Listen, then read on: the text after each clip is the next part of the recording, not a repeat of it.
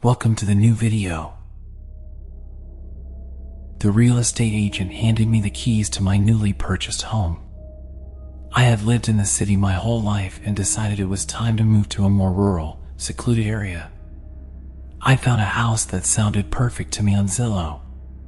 It was a 2-story house that was covered with aging red paint. It was said to have been built in the early 1900s. It was relatively cheap as well due to the location. "Congratulations, it's all yours," the agent said with a grin. "Thanks," I replied while matching his smile. I turned to face the house and felt pride. It was the first house I had ever owned. I grew up in an apartment and then moved to another one when I became an adult. I started towards the house and the tall grass began to blow towards me when a gentle breeze picked up. I closed my eyes and savored the moment of the breeze. I continued to walk to my new home until I was at the doorstep. I placed the key into the old rusty lock and turned it. I heard a click and proceeded to press forward on the door. The door opened and I took in that sweet new house smell. I stepped into the house and turned on the first light switch that I saw. I watched the old fluorescent light bulbs flicker to life, illuminating the living room with a pale yellow. The house had already come with an old red sofa and an aged coffee table. I walked towards the couch and took a seat. I sighed happily and then smiled. I looked around my new house and admired it. Sure, it was very dated and needed some fix-ups, but after living in cramped, noisy New York apartments my whole life, I deeply appreciated it. I had some time to kill until the moving truck arrived, so I decided to browse social media on my cellular device until then. I scrolled through the news but quickly became upset with all of the bad news they shared. I closed the news app and switched to Instagram and watched some lighthearted funny videos. Before I knew it, I heard the sounds of the U-Haul truck pulling up in my long dirt driveway. I stood up from the couch and trotted to the door. I turned the knob and felt the nice fresh air wash over me. The air was noticeably different from the city. I put my hand over my forehead to see the truck in the distance over the blaring sun that had just begun to set. I watched as the truck pulled up. A pudgy middle-aged man stepped out and started to walk towards me. We made some small talk, and then I walked over to the garage to open it with my new set of keys. I watched as the garage noisily and shakily opened. The man stepped back into the truck and began to reverse into my garage so that we could easily transport my boxes there. Once he was done reversing, he stepped out and walked to the back of the truck. He unlocked the back doors, revealing my boxes. We both started to carry and then place the boxes into the garage. Around an hour later, we were finally done. I thanked the man and tipped him some money. He walked back into his truck and I watched him drive away past the horizon. I pressed the garage button on my keys and watched as the garage began to close. I looked down and realized I was sweating. I needed a shower. I walked over to the box that was labeled bathroom and picked it up. I walked through the garage door that led into the house and then to the bathroom. I placed the box down in front of the bathroom door and then opened it, revealing a dated bathroom. I instantly felt a chill down my spine when I saw the shower. Nothing was inherently wrong with it, but I just could not shake the uneasy feeling that it gave me. I picked up the box and placed it on the bathroom counter. I realized that I had forgotten to bring my box cutter with me. I swiftly returned to the garage and grabbed it. I entered the bathroom once again and cut open the box, revealing a pack of toothbrushes, toothpaste, some towels, shampoo, conditioner, and some body wash. I grabbed the body wash and pulled the shower curtain. The uneasy feeling that I had grew 10 times worse after doing that. I thought about not taking a shower anymore, but I looked down once again and saw the grimy sweat I was covered in. I sighed and stepped in the shower. I turned on the hot water and was instantly freaked when I began to hear a terrible and inhuman screeching noise. I almost immediately turned the water off and then swiftly took a few paces backwards. My heart started to beat rapidly and my breathing picked up. I had never heard such a horrifying sound before. I now felt scared and unsafe in my new home. I stood there for a few minutes and then realized that I was more than likely just overreacting. It's an old home, of course it's gonna have some weird noises. I suddenly remembered that the master bedroom in a house usually has a bathroom. I settled on just taking a shower there instead. I walked out of the bathroom and weirdly instantly felt calmer. I raised my eyebrow due to that fact. I started to walk up the stairs for the first time. I didn't actually know what the interior of the house looked like. Strangely, the Zillow listing only had pictures of the exterior of the home. I reached the top of the stairs and entered the hallway. I saw 3 doors. I opened the first door and saw a small bedroom. I opened the second door and was met with a slightly larger medium-sized bedroom.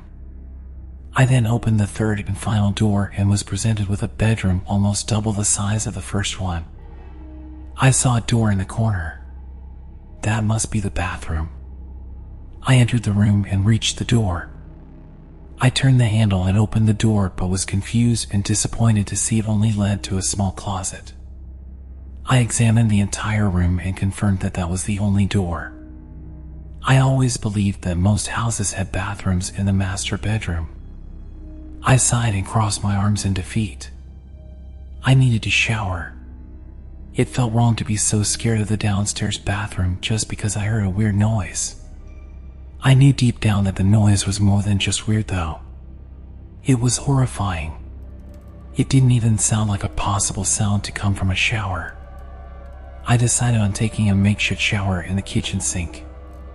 As gross as it sounds, it was better than not showering at all. I exited the master bedroom and started down the stairs.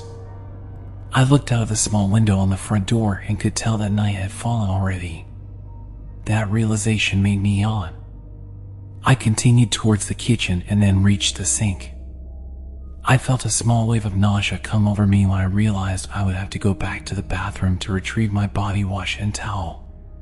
Now that night had fallen, I was getting an eerie vibe from the home, unlike the positive vibe I had when I had first arrived. I sighed and started towards the bathroom. Each step closer to the bathroom increased my uneasiness. It was almost as if the bathroom was just radiating something sinister. That thought made me grow even more sick. I placed my hand on the handle and closed my eyes. I inhaled sharply and pushed the door open. I swiftly turned the light switch on and heard it buzz and then flicker to life. I looked at the shower and had to turn away quickly. I couldn't bear staring at it for one more second. I grabbed my body wash and a towel and quickly left and shut the door behind me. I felt the opposite effect as I walked away from the bathroom. Each step away made me slightly calmer and less fearful. I reached the kitchen sink and turned on the hot water. I stared out the kitchen window and admired the full moon for a second. It brought me a feeling of peace and serenity. I touched my hand to the stream of water coming out of the faucet and felt that it had heated up. I undressed and took my makeshift shower. I cleaned myself best I could. I dried off with my towel and felt peaceful and clean. I yawned once more and decided it was time to go to bed. The master bedroom did not come with a bed, but I bought an air mattress in case of this. I opened the garage door and switched the light on. I walked to the boxes and found the one labeled bedroom. I picked the box up and put the box cutter in my pocket. I exited the garage and began up the stairs. I reached my bedroom and opened the door. I blew up my air mattress and started to place my blankets and pillows on top of it. I could not stop thinking about the bizarre noise from the shower.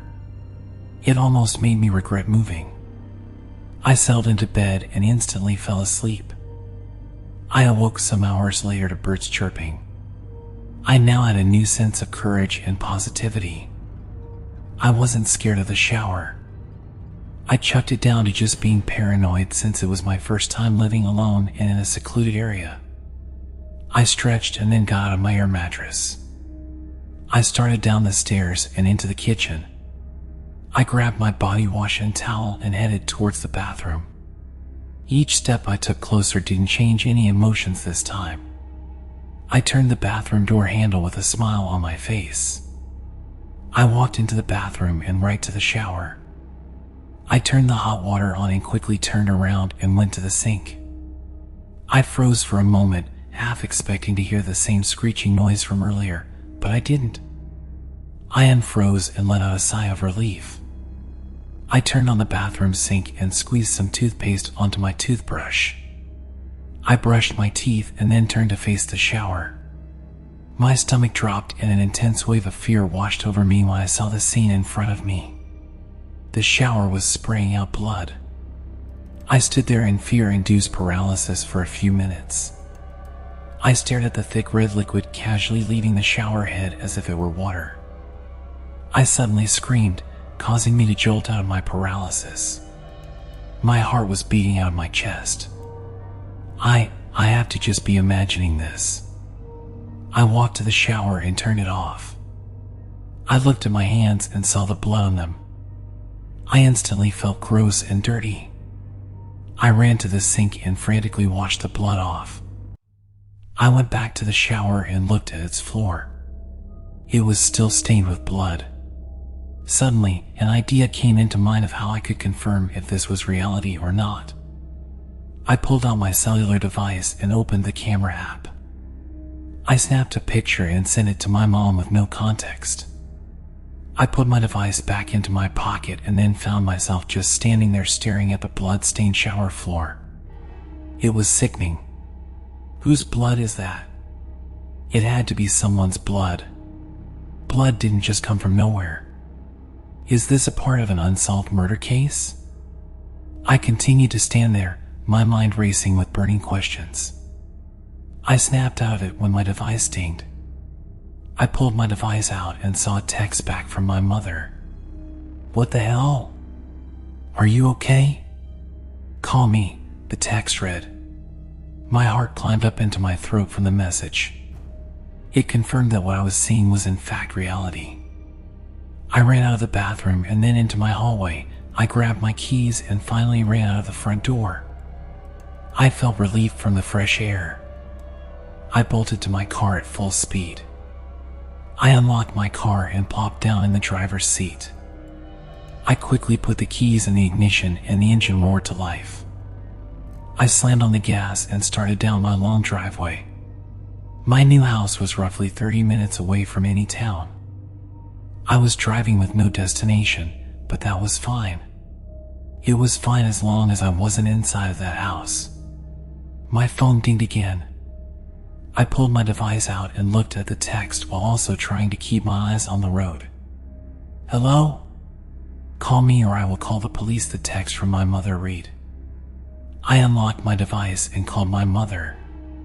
She answered almost instantly. "Jeremy, are you alright? What happened in the shower?" she asked, sounding extremely worried. "Mom, I need you to believe me. Please," I replied. "Jeremy, what did you do?" she asked, essentially assuming I was the cause of the blood. "Mom, I didn't do anything. I swear. I know this is gonna sound dumb, but I think the new house I bought is haunted," I said. "What are you talking about?" my mother asked. She didn't believe in the supernatural, and neither did I. I was obviously having second thoughts after the experience, though. I turned on the shower and it just started spraying blood instead of water. I explained. I realized that I sounded absolutely insane. "Mom, I need you to believe me. Please," I added before she could reply. "Jeremy, please calm down. Are you absolutely positive it was blood? Are you sure it wasn't just rotten water or something?" my mom asked, trying to find a logical explanation for what I had told her. "Mom, it was exactly like blood. There isn't a doubt in my mind," I replied. "And where are you right now?" she asked me.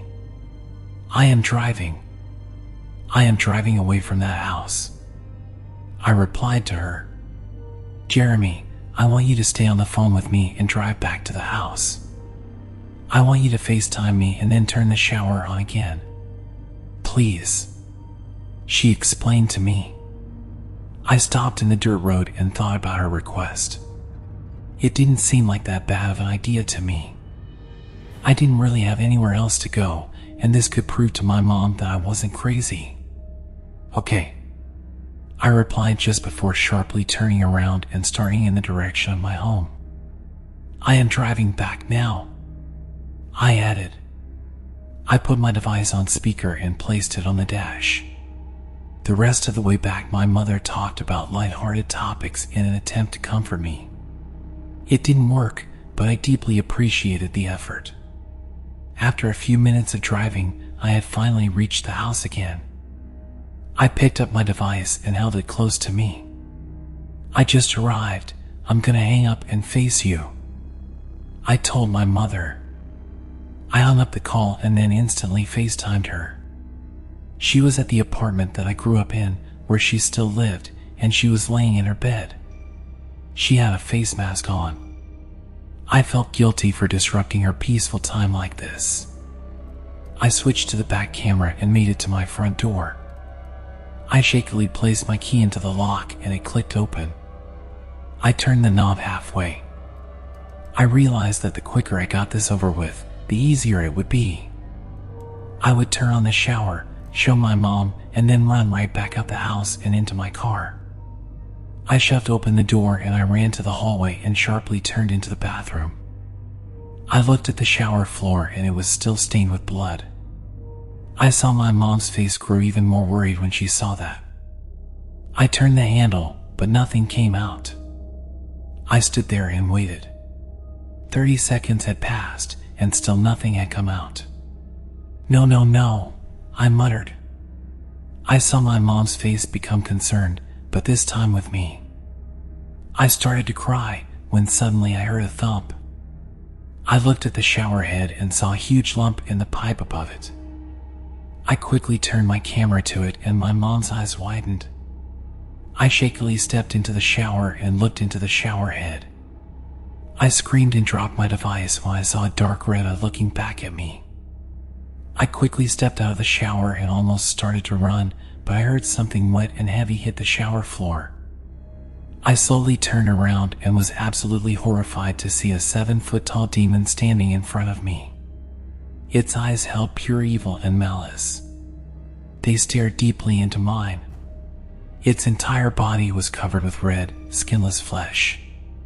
It began to growl and I ran for my life. Adrenaline surged through my body each stride I took. I could hear the demon right behind me. He was incredibly swift. I wanted to run out of the front door, but I knew the demon would more than likely catch me if I did.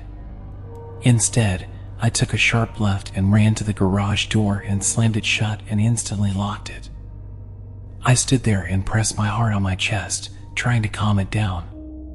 The demon began to growl and repeatedly slam its body into the door. I needed to do something.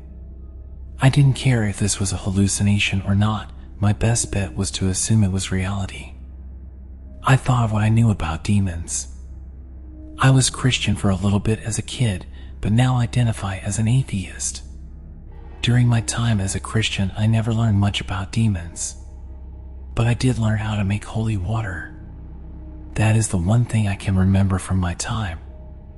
I went to a youth group one day and they held a lesson on how to make holy water. I always had a sharp memory, so I remembered exactly how to craft it.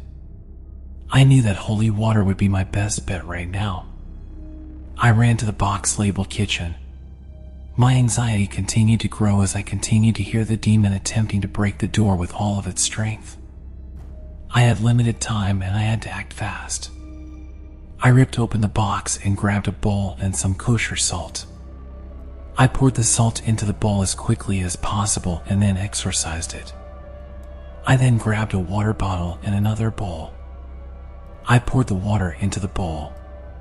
The demon's attempts to break down the door were getting stronger. It was almost as if it knew what I was doing. I then exorcised the water. I took the salt and poured it into the water in the shape of a cross. I then blessed the water. I planned to open the door and instantly throw the water at the demon. I was aware that my plan could easily fail and I could die. There was nothing else that I could do, though.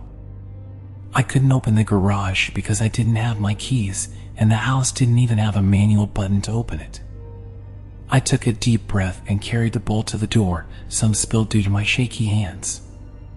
I watched the door get pushed closer and closer to its breaking point when I unlocked the door and the handle turned free. The demon burst through the doorway and instantly charged towards me. I threw the bowl of water at the demon just before it reached me while also accepting my likely demise. I stood there, frozen. The demon looked startled and weakened. I was shocked when I watched the demon start to slowly crawl away from me to the door. I followed it in confusion. Did my plan work? The demon continued to slowly crawl. It entered the living room, then the hall, and then the bathroom. I stood in front of the bathroom doorway and watched the demon crawl into the shower. I gasped when the demon was suddenly sucked into the shower head. I was relieved, but still kept my guard up. My device. I instantly felt terrible for my mother, who had to watch the scene of the demon coming out of the shower head and then chasing after me. Jeremy. I heard my mother yell from my device. She stayed on the call the whole time. I quickly ran into the shower, grabbed my device, and instantly ran out into the hallway. I grabbed my keys and ran out the front door. I hopped into my car and started driving once again.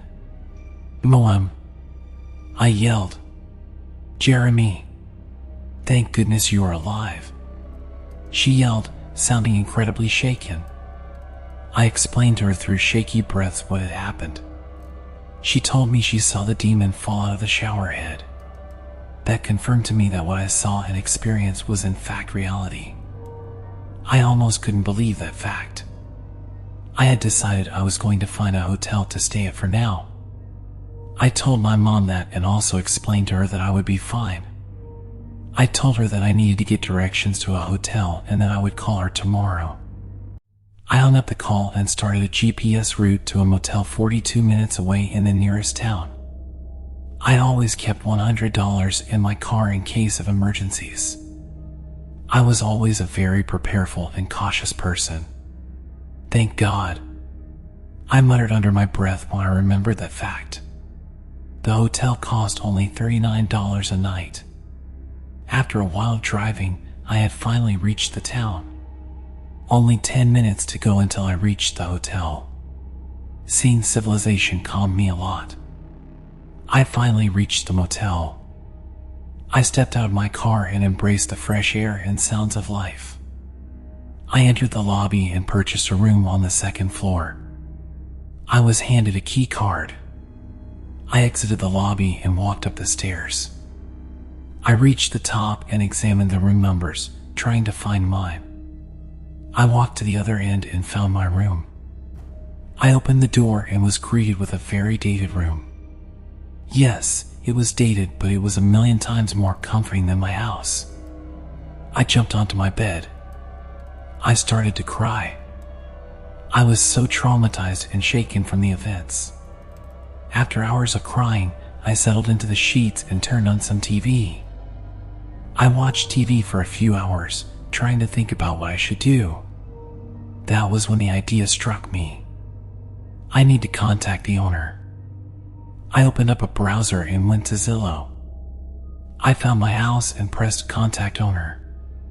I began to type out an email. I have some serious concerns about this home that I just purchased. Please reply back ASAP. Best regards, Jeremy Williams. I pressed send and then set my device on the bed. The only thing that I could do was wait for the response. I turned up the TV volume and distracted myself with it for the rest of the afternoon. Night had fallen, and I was exhausted from the day's traumatic events. I opened up my email inbox, hoping for a response, but I sighed when there wasn't one. I turned off the lights and settled into bed. I took some deep breaths and managed to fall asleep. Ding! I instantly woke up in the early morning to a notification coming from my device. I sat up and quickly grabbed it. I saw that I had one notification from the mail app. The email was from the previous owner. I opened the app and read the email. "Hey, I can already guess what your concerns are regarding. We can discuss it over a phone call." The following line contained his phone number. I copied the number from the email and pasted it into the phone app. I pressed the call and anxiously awaited an answer as the phone began to ring. "Hello." A cold-sounding man answered. "Hey, is this the owner?" I asked. "Ah, you were quite quick to call." "But yes, it's me," the man replied. I felt embarrassed as I realized I had called him just moments after he sent the email. "So, it's the shower, isn't it?" the man added. I was taken aback by his question. He knows that something is wrong with the shower? "Yes," I replied shakily. "Well, I'll just put this simply. The shower is cursed. Whoever touches the handle becomes cursed as well. That curse will follow you to every shower you come into contact with." I paused and looked in the direction of the motel shower. A shiver ran down my spine. I figured I didn't want to beat around the bush any longer. "Are you cursed?" I asked. "No, not anymore. I broke the curse.